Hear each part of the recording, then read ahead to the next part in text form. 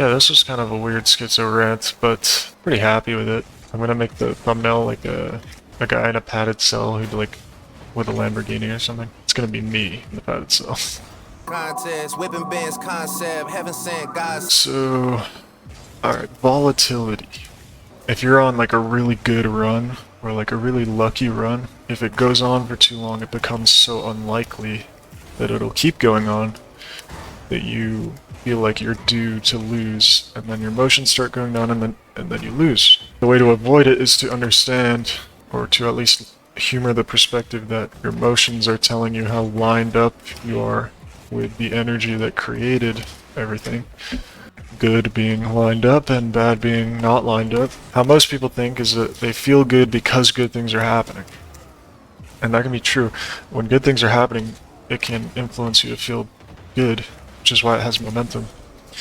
But ultimately, the egg came before the chicken, and you can decide that your emotion, your positive, good feeling emotion, is what's causing the good run of circumstances and outcomes rather than the other way around, and that gives you control. At least gives you the idea that you can have something to work on and become less feeling like everything is luck-based. Because everything is luck-based, but luck is based off of your alignment. So, when I started this, I was saying when you're on a good run and you get too far away from like your average emotional state or your average amount of luck or your reasonable type of outcomes that you're used to, you're kind of conditioned to assume that you're due to fall off that mountain, which is why you see people like Togi succeed. If you have the personality type that doesn't question good things too much, doesn't like read too deeply into like the odds and like, oh, the casino always wins, so therefore it would be unreasonable to gamble, and even if I do win gambling, eventually I'll lose all of it. Togi doesn't think that way, and probably doesn't do much of any thinking, which is what I'm actually admiring about him, because he's not able to think himself out of the good luck, and he doesn't even need to understand that his luck is coming from his emotion. In a logical sense, he just needs to keep doing what he's doing, and it'll keep working. And my point being that people like him, when they go on good runs, their life can just stay getting better. But yeah, you have a better chance of staying successful and staying lucky and staying on your good run if you don't read into the odds of it continuing. But 99% of people have the habit of like reading into the odds, as that's what we're taught to do.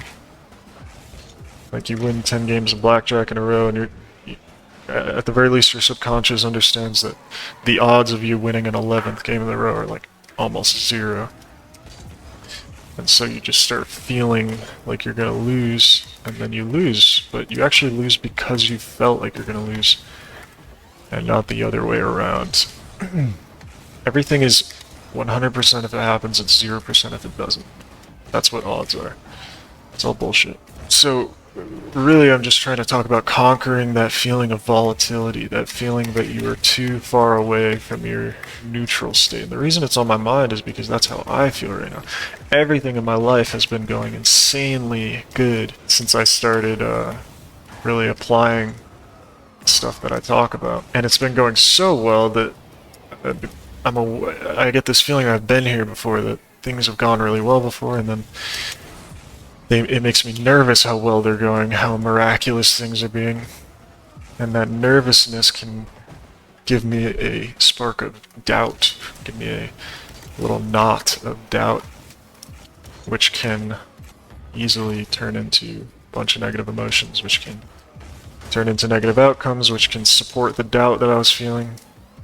That's sort of how everyone functions, is they feel a certain way, and then because their feeling is the thing that's telling them where their alignment is at, but then they ignore it, and then something happens that lines up with the feeling and confirms the feeling, and they go, just my luck. So the ultimate lesson with volatility is you have to care about how you feel more than anything else, which is hard to do when you're winning a lot, because if you're winning a lot, you'll just start going, or the average person will start going like, either I'm winning because I'm really good at this, or I'm winning because I figured it out finally, or I'm winning because whatever. Or they're going, I've gotten really lucky very recently for like way too many times in a row, and it's bound to come crashing down. And then they start getting scared of it crashing down, and that is what they should listen to, is that fear. It's telling them that their point of attraction is straying away from where they want to be.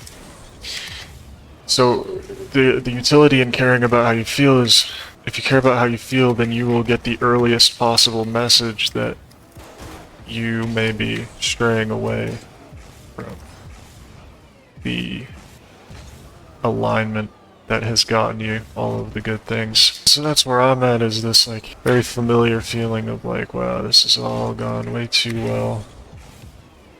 Surely something's gonna give, it's all gonna even out again. But I know that it doesn't have to. And so the best possible thing for me to do now is worry less about the outcomes and what the odds are of the next thing going well. And put as much of my focus as I physically can on what my thoughts are and how I feel, because that's where everything is effectively coming from. Everything is always coming from Source or God, but your emotions and thoughts are your most instant and most accurate measurements of where you are in relativity to that source.